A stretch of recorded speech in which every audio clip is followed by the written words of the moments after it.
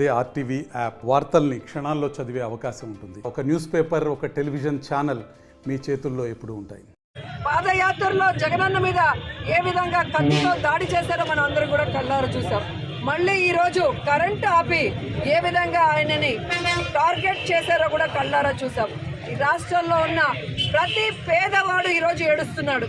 తమ కోసం ఇన్ని అవమానాలు, ఇన్ని కష్టాలు భరిస్తున్న జగన్మోహన్ రెడ్డి గారిని ఈ విధంగా వీళ్ళు టార్గెట్ చేసి ఆయన క్యారెక్టర్ గురించి బ్యాడ్గా చెప్పడం, ఆయన చేస్తున్న పరిపాలనని తప్పుగా ప్రజల్లోకి తీసుకొని వెళ్ళాలన్న ప్రయత్నం చేయటం.